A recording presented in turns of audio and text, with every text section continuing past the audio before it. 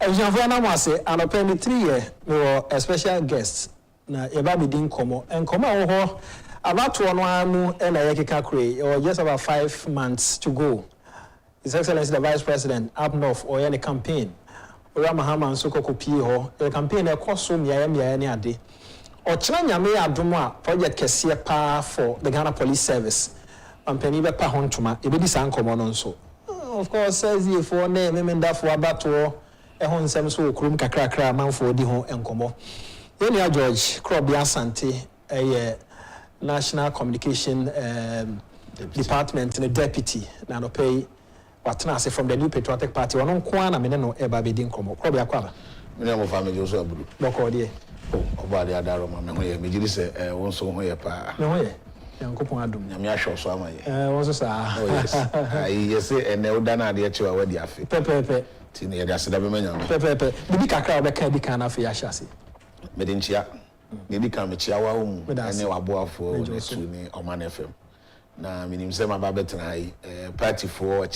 mo achirichiri ni benche omo hwe ba ma me mfa nchie mudu e ma Ghana man panini na na dodan kwa akufo-addo one ne hokani ye ma me Rebecca Akufu na menchia the next president of the Republic of Ghana Insha Allah Dr. Alhaji Mahmoud Bawumia one ye ma me the next first lady Samira Bawumia menchia party penifo ye Steven Ayesu team enemy am a boss the hard-working general secretary of our party lawyer Justin Frimpong Kodia mechiana na be the entire national executive members of the party and adenta minim say yenu aba akosu amanu kozi inshallah nyame beka ebeka enipa dodo na ete ye constituency no makoma na omato abapa e de amano na amachia ye candidate ono so Madina constituency any Greater Accra ni Ghana nyina the champion for hwe anopa nyina mfa me da se ma ye chance ye free sabre kron Dr. Mahmoud Bawumia the 70 points odi ato Ghana for anim se no na opese odi sra man for se ento abama no na opɛ na ye hwe na edi kan from yen side ye de kokofa na ye toso aduoson 70 no na ye ne sports for no edi ho nkomo infrastructure hodo amampani aye na nti kura wo se Ghana for makwan ma Dr. Mahmoud Bawumia ba beto aso na esi na ni so baby wi ase no ko ne ma hodo e wo sports um sike wo talent e betumi de aba ho na ye hwe na ya memebu no na te ase se ye ko anim no wi ase no asesa enti me pese e be hye ase ho ma nti yo awon fa me da ase won se ye de MPP enim se abato a decision making na a decision making every decision any pa bia we be making no ade also share ne so ne se e won sunsan so awon no pa wo da sorry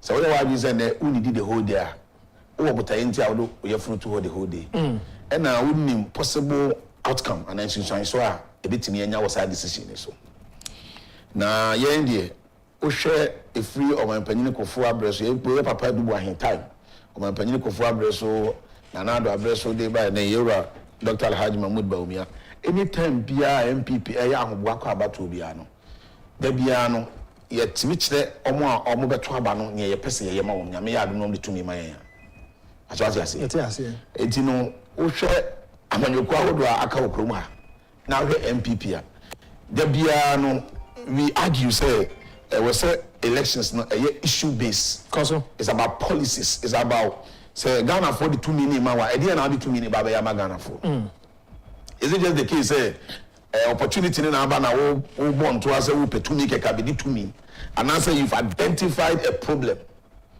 say as o man no your problem I identify any wo hwe wa nkasa wo ho na wo do so wo a wo fi say nim dia nya me dia dom wo ene wo ngoma sua mu ene wo ntitiye mu no wo adoma chedi bia betimi dia ba beboa 2008 ebra you ran na danko akufo-addo 2007 eye party eto ayene ne yesi ayene for Legon haya ye di tumi share nsa cause e na o ka kire Ghana for say Ghana for eye na dom na nyame ya dom no fro ba nu akese na ade Ghana koma principal among other things our purpose of am man we eye free senior high school ebe ye no major campaign message and another baby or born from 2008 ye call ya or some born from 2012, and also he was so consistent with the free senior high school policy. I'm what I say. Nanado MIS and yes again now share an economy unemployment rate any day. Economy asabi bibia this ye krefra manone. It will bar or make sure say na ban be say papa. Na yetimide mansini bia na yede enuma mfidi nyuma ba kwan de akọ one district one factory. Nanado airborne to was no ya pomudin no. I was say ejina brani. And the ambulance cry in the state of emergency. I was say timidi ni patum e de ne kwaya sabia ko pen kwama no.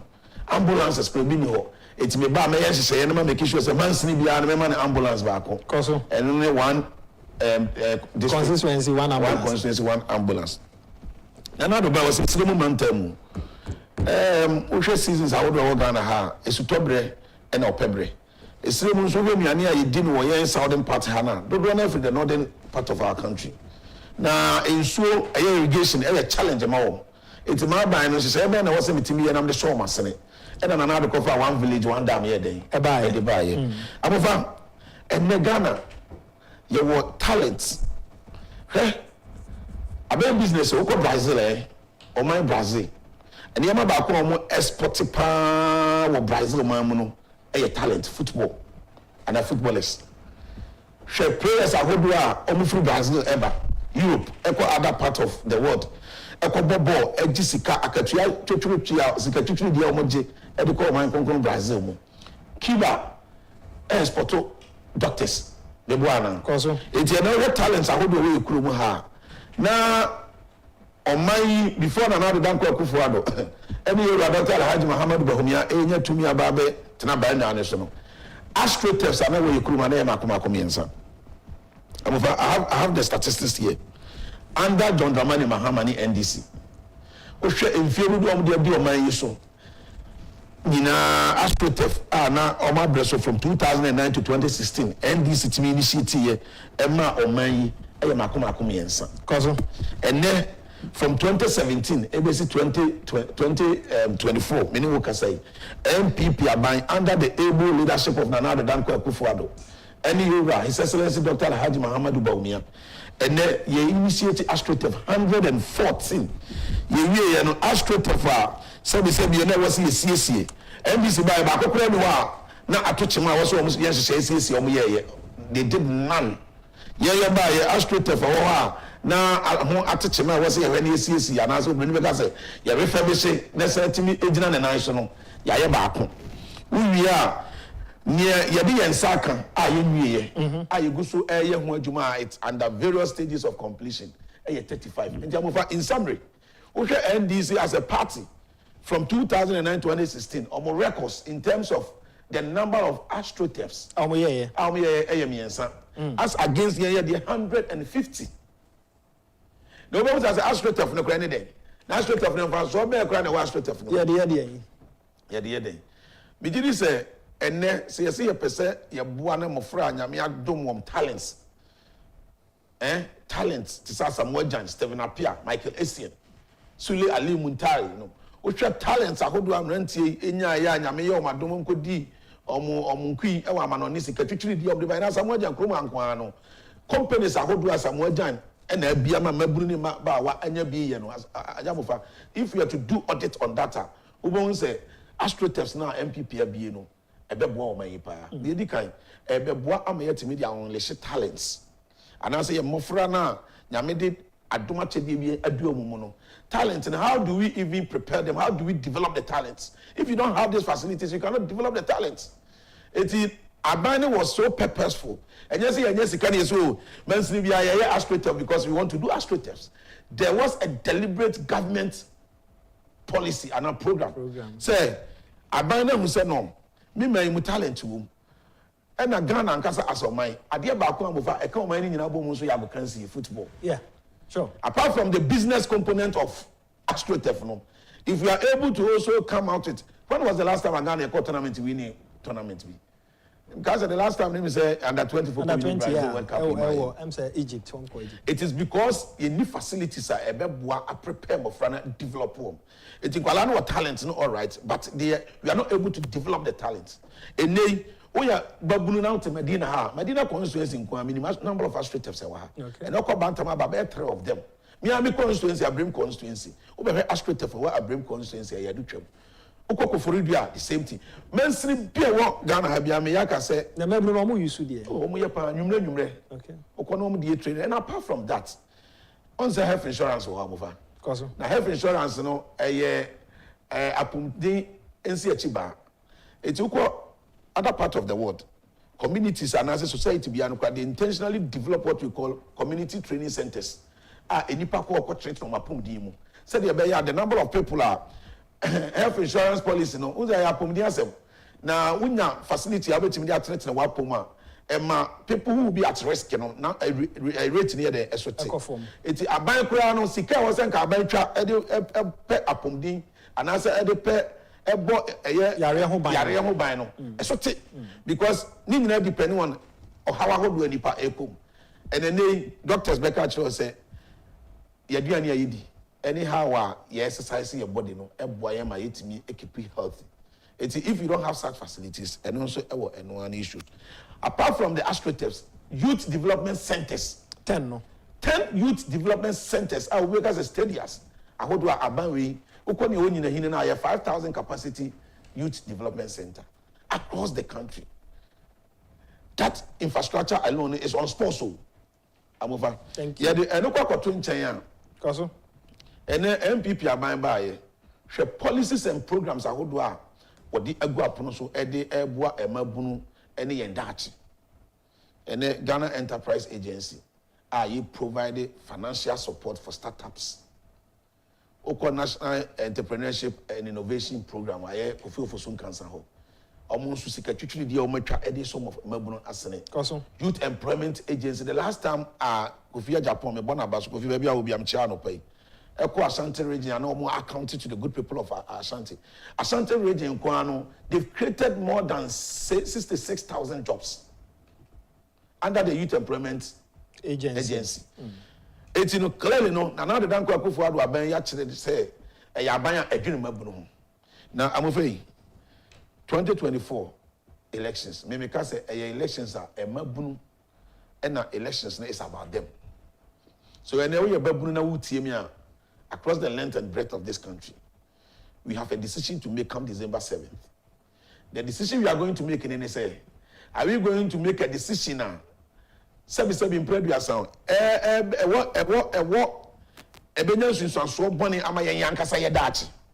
also we are going to make a decision based on political party colors.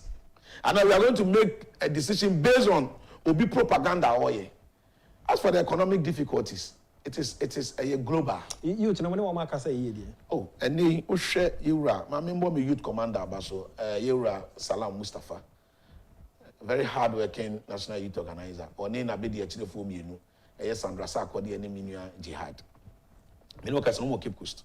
No more Takrade. Our campus communication and campus interactions.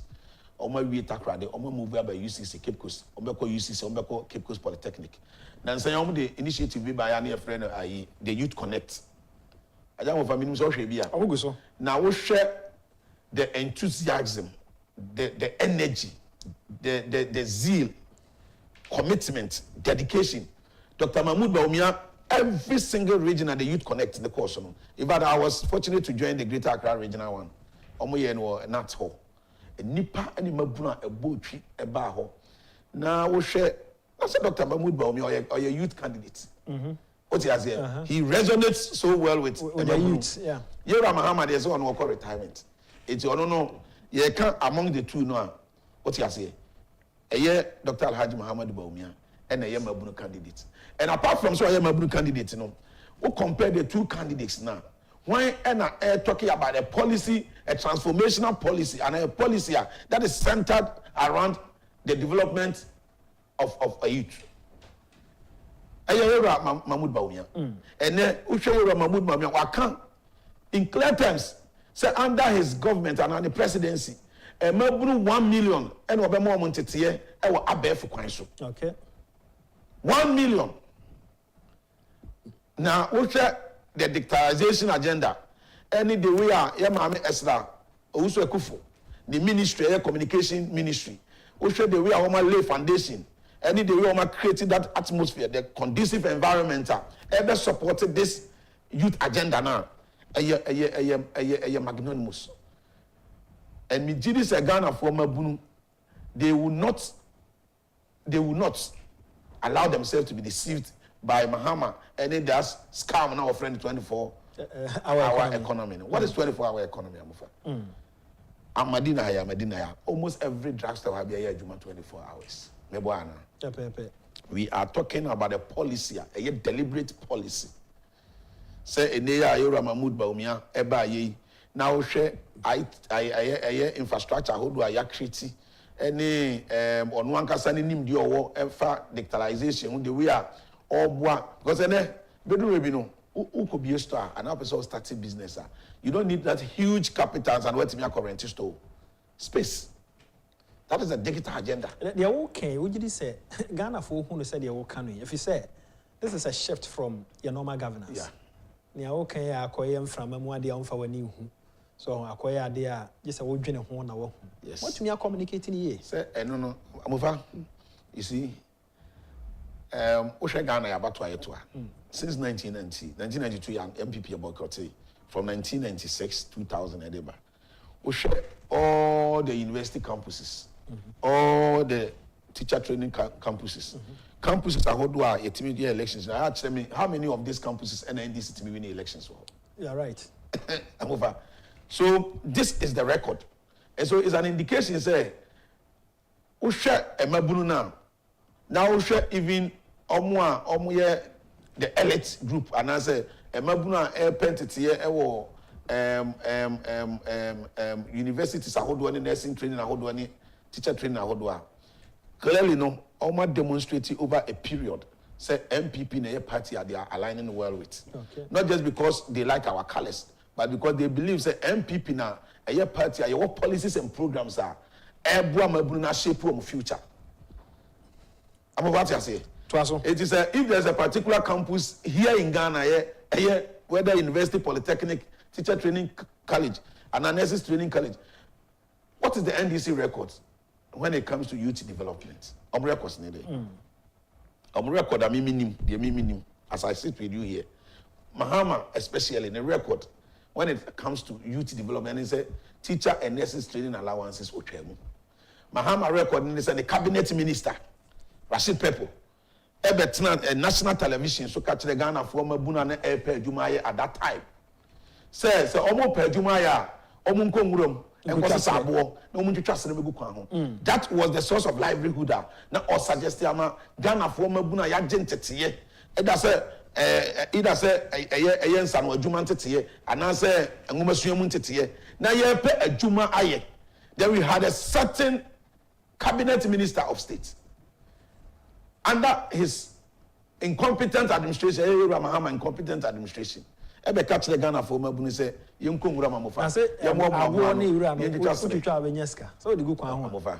So imagine say Ghana for uncle like Pejumaye. Now be catch the say uncle. Abuano uncle says Abuano. Uncle says Abuano Makumako. And I say no, me Abuano catch. Abuano says I'm crazy. The BB necessary. Yeah, the BB necessary. No, I mean, who person who carry more? Ube more proper training. No more equipment. I hold was any your. A paya boy or home, but I just had an officer catch them. A cheeky response than what they might Ghana for. At the point, was how catch say, why dead goods. Now, a dead goods, they say, Wabang Kamubiana. Clearly, no, Yera Mahama is a third leader. You are home. And then I can't end this one person, but here say, you are a third leader. Maybe a few messages now, and to us, me promising some messages I can. The one more than answer making can be more fan chemi semen to me and kind on radio. Ghanaians have come to a conclusion that they will vote for Dr. Mahmoud Bawumia because he's the best candidate among all those who are contesting for the highest position of the country. Asante Ewo Taifa sent in that one. Nana Preku, good morning, Medasi. Say, Ode Abreme, Dr. Mebelo Tibuede, good morning. My card is missing, but I have paid for a new one. I'm going to vote for free SHS and then digitalization. You yate, Dr. Mebelo Tibuede sent in that one. Hubert says, my brother, I intentionally drove to the National Police Training School to have a look at the 320 homes built by President Akufo-Addo to see it for myself. Wow. You bet, yeah, that's it. Say also over. Lawyer Asante Queen is asking, may I know whether the communication team of MPP is in existence and working? Who is their director of communication? Lawyer Asante Boatin is asking. Apiaje Ewo Santa Maria, tell Honorable Mensa Agyapong, I spoke to him this morning. They are not engaging. Those who want to communicate are not given any recognition. If you have something to tell them, they won't pick their phones.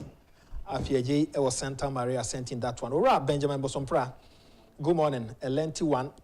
He says, last 2 weeks, Valley View University honored the president, Nana Addo Dankwa Akufo-Addo, with a doctorate degree. He gave them examples of past elections dates which were honored honorably by all, and then, therefore, he appealed to the SDA to consider voting on the election day. Recently, I saw a purported post by Dr. Brian Agyapong saying that because of SDA members are 800,000, they should be added to the special voting list. So I ask, is Brian Agyapong on the part of government or not? If all Christians who worship on Sunday will avoid voting on Sunday, there will be chaos. Appeal to the SDA to accept the president's appeal for the sake of peaceful coexistence. Thank you for your attention. Benjamin Bosompra Ewo Agbuba. Samson says, yeah, good morning. I don't think it has happened before in the history of this country where experts in sports will come out and tell president that he should stop providing more AstroTurf because it is enough for the nation. Wow.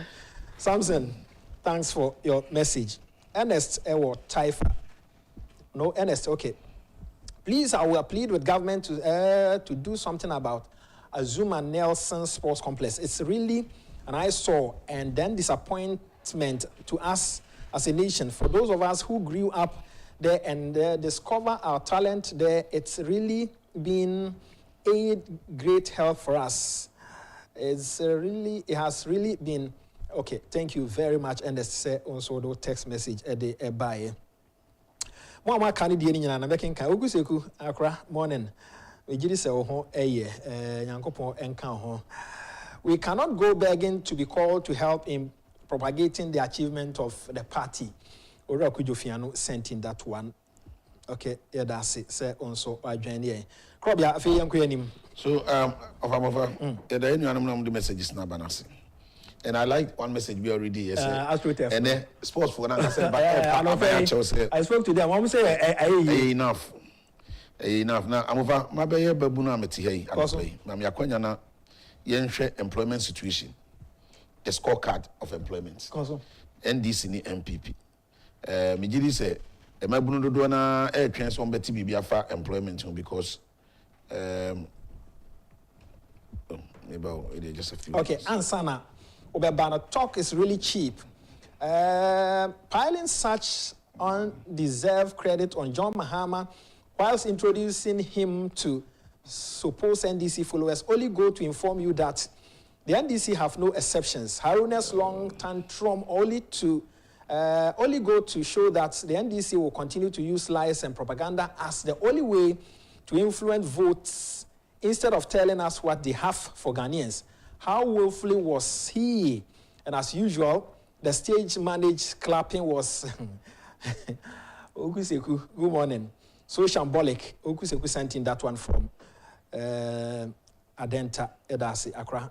Minia afi yanko na me pese me ma yen record in terms of employment but me data na am go so am hwehwe no. But before that, I'm over. Protoza says AstroTurf cannot be enough because whom is yet to have iOS. Mamentia Protoza. Minia Protoza. So whom for Asanka binti. Yeah. But before you more than one. But I'm afraid before that, you share the bold solutions are before some by employment in the area. Koso. And the Euro Dr. Alhaji Muhammadu Baumia, Chilegana for say Monto Abamano. Not just because of your vice president, not just because of free Slimu Mantab, not just because the warfare, not just because the Trima Bobil, not just because Sabio or MPP. And Agyapong Pasolo says, good morning. John Mahama is a scammer. He wants our bauxite back to his family and Pasolo from the until not just because BBR, because of our bauxite. Yes. Now, or say elections and our campaign should be based on policies. Dr. Alhaji Muhammadu Baumia proposed a number of policies, about 33 of them. I'm found and chair copy His Royal Majesty to for say to 20. Koso. And of course, and say, Nana Wadaroma, or Nana Mabawon chamber Beji Unshira. Nana Mibodi Amemodi and Cansamboni. Na min sister yam woman or my Ghana ni. Min sister yam woman Santimani, Wadaroma, Kaimon Paibum. Na too many bedi me one in Pessamini. What your policies are hold by you about Baumia a proposal. The Edikai was saying, Obebwa, am I any animal disabled for? Amufa disabled for Ukruma. And for the records, MPP, and yes, you Ramamud Baumia Kaneko. And now about the national administration of MPP, you are creating a special office. I'm a persons with disability. Our national coordinator, now the next national congress I ever come. Yeah, Baba Bayensi say I'm a party. I said, "No, proposal. I catch them." Said, "We guess I'm in country. So, more can disable no be. More can persons with disability. Yeah, persons. Yes, correct. Persons with disability. Yeah, and disability is when you inability. That be.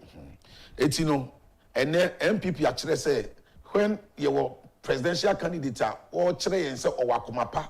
Or Wabadaye or Watsima, Emma Yenuanuma said, "You already them no." Yea, as a national party, Yenshaya Yensuya, Eddie demonstrating any commitment, and it's a party in Shimuno of Amova. Cousin, you are creating a special office for persons with disability. Now, Omobenya National Coordinator and his deputies. You are former Asante Regional Communications Director, cousin, or the National Coordinator. Every region, there will be a regional persons with disability coordinator. Just like you two about you are appointed communications director, you are appointed research director, you are appointed other directors, other members, no. And no sooner you may have done next congress. No party penny for you to my Baba Bayan where a party constitution. So anytime be a party in your appointment to be ano, your office so be recognized in the structure of the party. And I think that you're worthy of commendation. Okay. MPP, we keep setting the pace. And me born national chairman about so me born me mama retire by on a committee chairperson for welfare. Mama no aye adwuma yie. And me born general secretary the entire executive about so say omutimi so sa da ye no. The title you Dr. Alhaji Mahmoud Baumia because on the leader of the party now. Amofa and you Baumia so about the friend tax amnesty ever. What is tax amnesty? Dr. Mahmoud Baumia GD say opese ushe bi papa bia ase fofora. I was say utimi eto dadane yeden egu enti omo a bibi nti taxes I was nko mutua akam na omo ntimi entua ni nyina na yewura Mahmoud Baumia say enne se yeto aba wie 7 December na osfa na mu esrai 7 January 2025 or the friend tax amnesty yeden bre adwuma for we sa message we uni mo ma yakwa mo e for aboso kan for e for mokola for okaisi market for agbogoroshi for magazine so am magazine for any yenuano mo a mo ye businesses nyina we a business friendly policy a policy eba abeset until business no you are going to start on a fresh note with Dr. Muhammadu Baumia as president.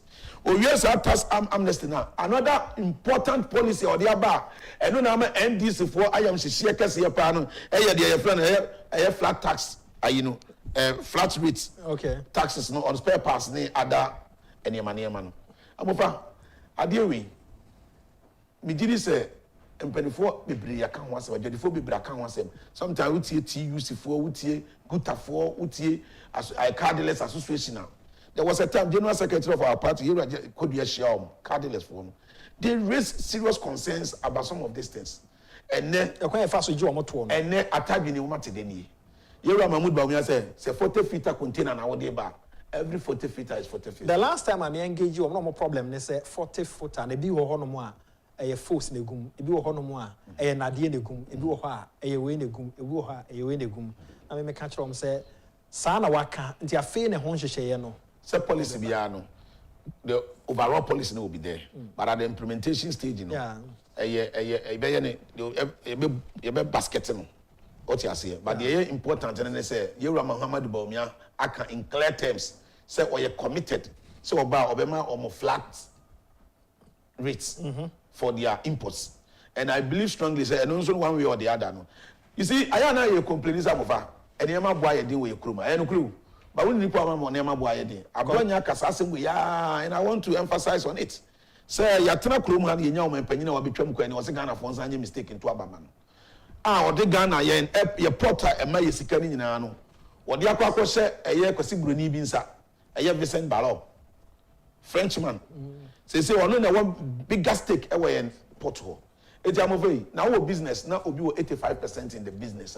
In terms of decision making, only say anyone one a bit. And I say, Uncle who said, was airport no cross any money. Never Ghana managing. Now, some now can be free, say, be a agro, but any agro. Yewura Mahmood Bawumia say we ensure apart from so Obama tax amnesty now I'm a flat rate no or say Obama obe automate a year term port no or more operations ni nyina e ka say automate that means abef so human interference no be den be perform and paper be daba akufo ani make say na me yika bi the corporate when am say business people or more break abufa they also endorse from keke kra no what one forms na pile gun. And Uncle P says, well, John Mahama and Dr. Mahmood Bawumia, how do you explain this? You drive on a smooth motorway overhead extension, then you slip into the Ashaman roundabout to drive on such a terrible road to Afienya. Somebody should explain this to me. Why John Mahama? And Uncle P. Mahmood Bawumia said, as of mine, you over-rely on hydro for power generation for far too long. Oko Germany, one of the sources for power is wind. Wind energy. Enframa. Amufa. Koso. Enframa efe nyina wi boy nyina yetimi fanye wi Yewura Mahmood Bawumia say ebeboa ma yetimi anya constant supply of power no. Or the near your friend solar and wind power generation ebeba.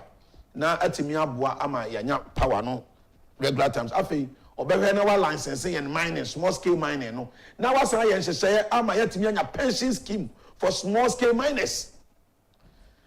We are talking about policies anyway where a first of its kind. And what you say? These are policies we are timamuni now a leader bia. These are the things that also share. And then a leader na catch them. And then we are disabled. Now also we Yewura Mahama, we Yewura Dr. Alhaji Mahmood Bawumia. Why na wasa to Obama no? So we are disabled. I'm not to Yewura Bawumia because a Bawumia na abe can a person with disability. We a person with disability. Disabled. Yeah, we a person with disability. And a physically challenged person. Yeah. Oba to aba ama Yewura Mahmood Bawumia because ono na address odwene. Yeah. Also Obama mako tertiary education free of charge. Enya wo nkwa akora we ye bi. But wo a wo ba ye bi. Wo a wo nua bi ye. As a person with disability. Anti se bi wo fi a.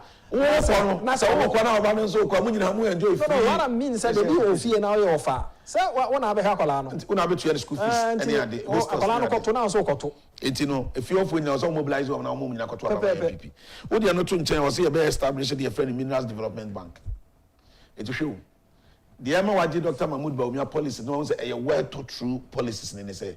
The kind or say obekena small scale mining licensing regime ni nyina yetimi aye den ahye na ye wi a ye betete na afin so no wa support wa more proper source of funding through this Minerals Development Bank na ode ba no ansa na ye wi a ye san ba be ye ensiachi ba ye be more policy aye small scale miners pension scheme of our entiene we are galamsey ni we are small scale miner we are miner na say open will be abeto aba ma 2024 you must look no further than some Dr. Alhaji Mahmood Bawumia because we sector na wo no ono na atimi aye nsese ya ba beboa sector na wo ye den wo no Yewura Mahama campaign wo ye nyina na complaints ahodo na wo dey ma apart from the scam 24-hour economy what the policy for from here no what to be a maintain what to be say Mahama baby e ka so ba de obeye ni and then crowd strategy NDC for the nam omo ba no wa ka just say ba yenti petrol so o say president awoye ogbon to ase Ghana for nto abama no na wa ka tell say me shebo abufamu ti o Ghana for say e bibi you yeah Mahama so on shebo na so on shebo on what basis and how to judge the performance. If there's been how to judge because the person is not telling you what I will do. So in the event, if he fails to undertake your promises over now, then you can have something to lay hands on and say, oh, maybe to my amount, who can A, B, C, D, and on the basis of that, I'm to my amount. So judging from your performance, and I can confidently say what failing me, what disappointing me. Now this is the candidate on the one shebo. I'm about to be that. Now on shebo, and then I won't show the akoto abamano. The candidate, Mahama himself, unbelievable in himself. Now say unbelievable in himself. He said then I want to go to Abaye Day. And the man on any panamunu, or you know, or catch us away, don't fool. Or no one's a catcher, or no idea. Say, be on Meshebo. Was I about to catch us? Man, honeymoon. Yami, I don't know. We have mistake for trouble, man, and someone honeymoon. So, how prepared is the candidate, Mahama? And I'm afraid media Damakuma so me pesa Ghana ni bi atwe na adwene ba so titru for a decision in 2024 7th December and say Yera Mahama was just 4 years to stay in government. Koso Dr. Alhaji Muhammad Umar possibly 8 years. Koso na yen hwe Yera Mahama ebe na owo emfie na for class of Beba Ghana for wa ba besere to me from bo atete ye any apinisie ni ohaw a de Ghana for mu amofa Mahama records ne bi ni de o ma yeda dum somu for 4 good years. 4 good years o. Me nyini after SS na enim say wa efie nhye danye no. E na say bi uko training college, nursing training college with the support of nursing and allowances na eba no. Nanka wo de akushi ho kakra. Yera Mahama ba ya no twam. Na mo fa ye be peda na be compare the records of now the vice president you know. And the records of yen de Yera Napo. Now I am a Ghana for who send Poya de Yera Mudu Baumia, any Mahama de Sin Chaya. Omo Abedi actually for me, you know. What are their records? But I say, but on a serious note, Nafi. No, very important. You conclude, Uncle P. Also, be explaining, man. How do you explain this? You drive on the smooth motorway overhead extension, then slip into the Ashaman roundabout to drive on such a terrible road to Afienya. Uncle P. Who person be explaining? I just all roads and highways now. I want to be explanation. I want to be explanation. Somebody should explain this to me. I want to be explanation. I know na. And I'm so mad. Me Ora Mahama ni Ora Dr. Mahmoud Baumia. Be bata hono na. Me to ade ke to ebia ba ye ba na to aso. Franco Trading Enterprise for semen kai will say. Omoni yama omoton a wonim ni nyina na omuguso omoton phones, smart TV, tabletop fridges, air condition. Refrigerators ahodo ni nyina omoton but say omo the CCTV cameras ababe ka ho mesrewa shana so fama me otofon na na install am ye de kofi na ko install am ye de ko adwuma me ko install am utimi monitor 24/7 or audio and video ebi o hono mu a any audio or video kwa we de audio ni video nti kai na shana so main office no adabra ka on Rock Cinema na hwe animu ono bu obi osu omo obi o sek omo obi o Madina o ko online na www.francotrading.com on nyama ni nyina wo ho still wait me afre 0246 422 338 0246 422 338 and 0555 939311 now ne Franco Trading Enterprise edi enkomo abrantie enko anim amova now mama ma NDC ni MPP factory scorecard koso e dey want ade wa kwa saba topic apa say no adwuma sem because umpe the more your population in no na emabunu do na na do adaroma emofra ebe graduate from universities ahodo na mofa number no kosoro wo de no koto nchen a enu ntina aban so ani abra under this government ye bomodian say ye betimi a commission 4 different universities. Okay, maybe I say some interview local government minister university for local government. Yes, governance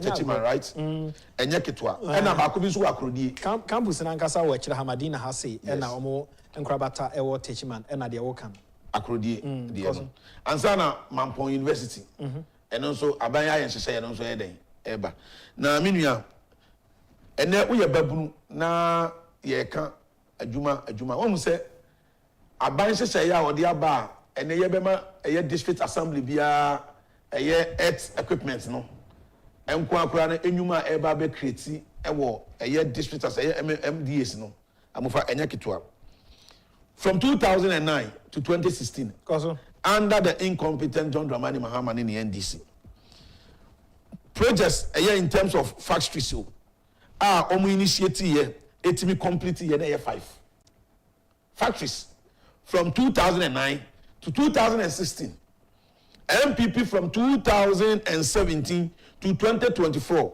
projects completed and operational eye factory so eye mako ohani aduasian kono 169 versus 5 under NDC from 2009 to 2016. Now this is the breakdown. Projects under construction. NDC none. Yen 152. It is okay 169 na yetimi awie na eye operational no. Ene ne under various levels of completion in Boma.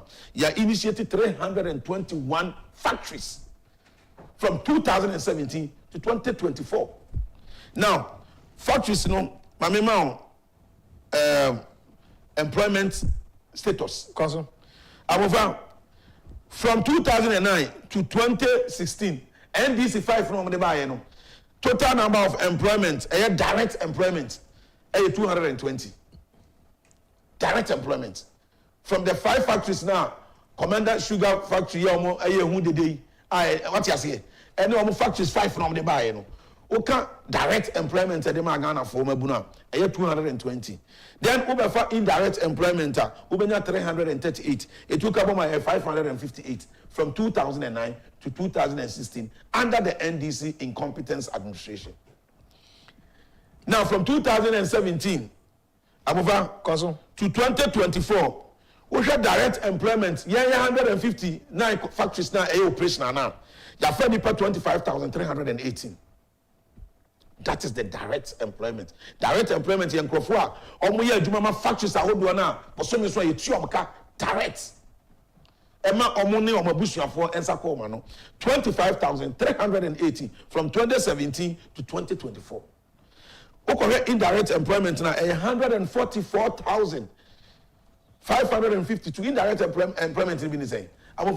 If there is a factory, no, you have to start processing factory. We are okay, now do a banche. Now, factory no, raw material everywhere, indirect employment. But what you say? Ajuma your phone, Ajuma factory or some bedidi.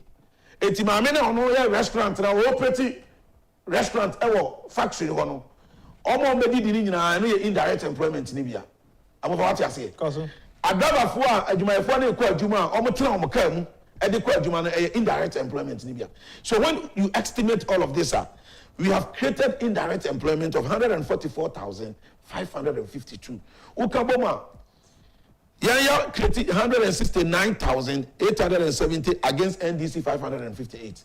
That is the scorecard in terms of factories. George Krobea Asante, you are Deputy Communication Director. A man for say Jumano de Moyo, but a Comm Chrome. I will not come and sit on a two. Na mim kase eni mamunyedin. Okay. But the question the woman say, there be I na me catch the MPP for say, aya mama ne hayen say, anytime be a MPP baby na crisis be ewo. Martin Pebu say munyai project here na Comm dem Nkrofo or be anywhere Comm dem Nkrofo or kwaya project. Minia say e Comm wo fie no nche say untimi fa man ko school, men hwe o ma school. Na poverty no we no to ase. Okay. So ka say Comm wo ho kire wo so nti unhwe wo ba school. Oba yare amfa ne kwa yare sabia. You are making a bad decision as a parent. You need to balance the two. Yeah, can you say, Amofa, Osha performance, you refer to me from Inya to me and I refer from 2016. Every indicator, every economic indicator was well managed than that of under NDC. You record for 2 consecutive periods. You record a single-digit inflation.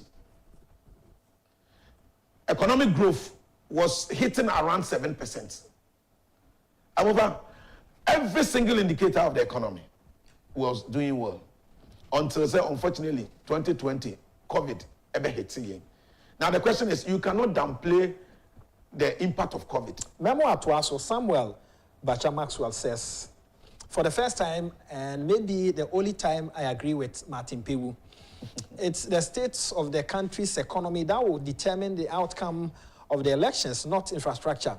The MPP and government must be wise. We are on the ground, and we know what we are talking about. Maxwell, Achim Nkwaten sent in that one. Nkwaten, me crew, you know. And to me, I'm of the American say, I will not dispute. Sabi elections. We win elections, you need to have your members so many okay. Cause in a party to me cause greatly. It is a party for consensus.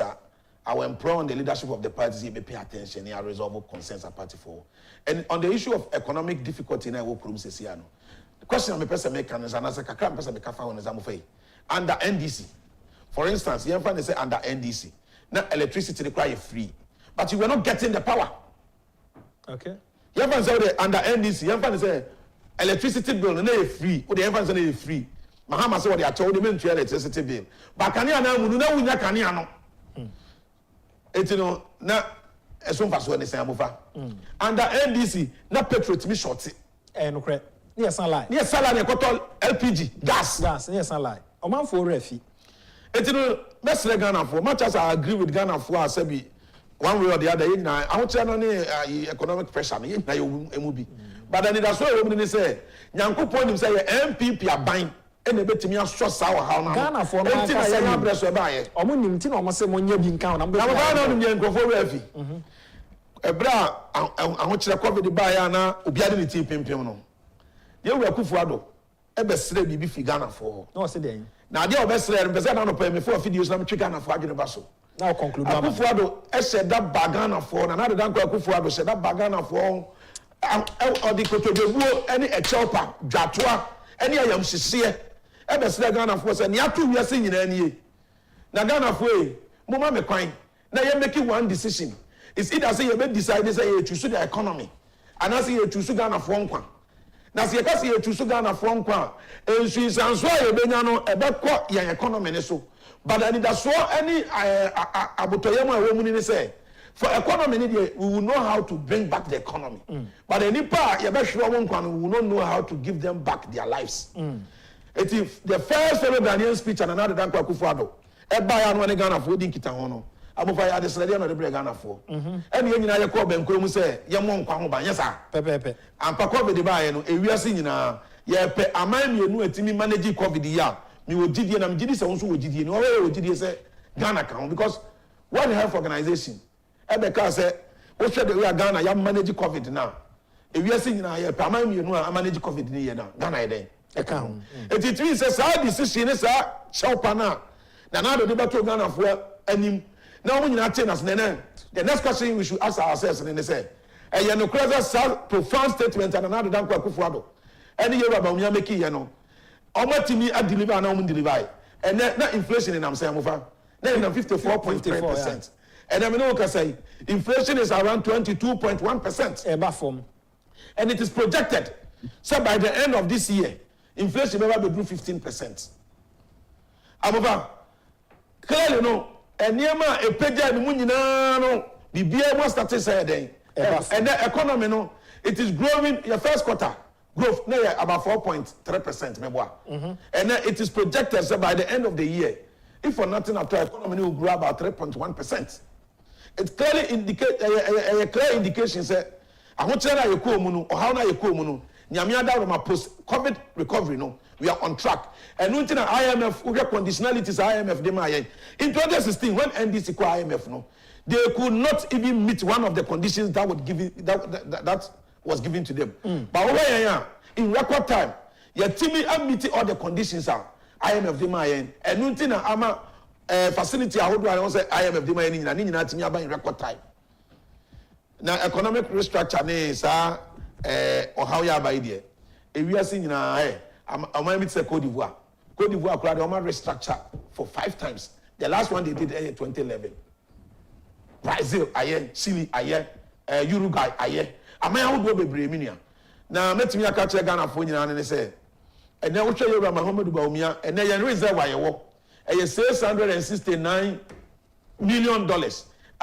Equivalent to 3.1 months import cover. Yeah, Brianna. Especially NDC the 2016. It your foreign reserve na make 17. It I'm telling the Ghana for whom. But the question is between MPP John Dramani Mahama and Mahmoud Baumia. Why now say my opportunity say who probably do reaction mu, who probably anya anidaswa ewo nimu, who probably agina di say obetimi ayi free baby ayi we di akobosha asase wan betimi aya. Clearly me am tie dey me say Yewura Mahmoud Baumia. Because in any case John Mahama kwa ni motivation kasa ne dey amufa. He has no motivation. I'm telling you, honestly speaking. Because any part of fear na ya bibia ni wa eba be yastic and as a benchmark.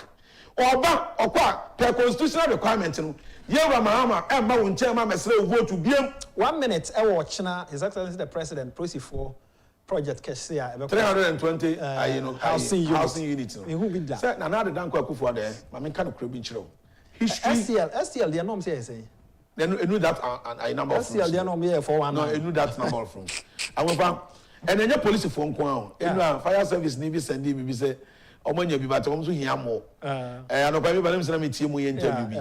You see na na the danko akufo-addo in terms of say oma asoja for the issue ho no omiye or the ate if we say break up in December better project commission kwa na the agenda 111 and number of them say kuma we dey commission wa commission for me na wa commission konomo minim say enche the ye no ayi JJT o inyiresi wo agenda 111 me say na nado kofi ko na ho me giemu a and a Ghana for best celebrating. Ejuma do ayebi. Akufo-addo aye ejuma. I'm telling you honestly speaking. Na we I can't say Akufo-addo aye. No, I see a dime akuma. History will be so kind to the Akufo-addo. A dime 320. Oma we history, including Obi. I didn't see that. Now okay, in terms of motor bicycles, cars. For the first time, a Ghana police service ever helicopters 3. When they come back to guys, Oma we about say. Every see that. A court of appeal judges for Daniel Ayamu Kumasi. A city on its own. And now Asante my hospital projects in Kwa. 32 na another initiative. Circuit court ne court Kwa da 30. Arugaga tore bo anan ho ahi kakra e reservoir menye. Those are amuta nanado the lawyer to onfa ni agro. And on say I no so believe say you see I near man ketenkete a enkrofo de fan ho ahi. Yes. And na ya e wo mu na mapone ho kakra. Enokre.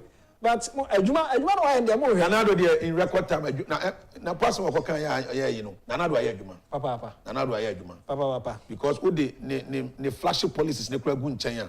E amofa me constituency me free. Aye abrim constituency na Krobea akokore no ayakam kotale George Krobea Asante na Krobea akokore no ayakam kotale eti nanado the history be so kind to nanado George Krobea Asante deputy communication director or joining here production team Solomon Sasumensa or the four kwakwaboaje ye na mo ase ye na obia nso awabo atsekwesi focus eja no and afi justice ye na mo ase memidin e de ya amofa wachi nyame ye adom a o chanopa e besenhia e crown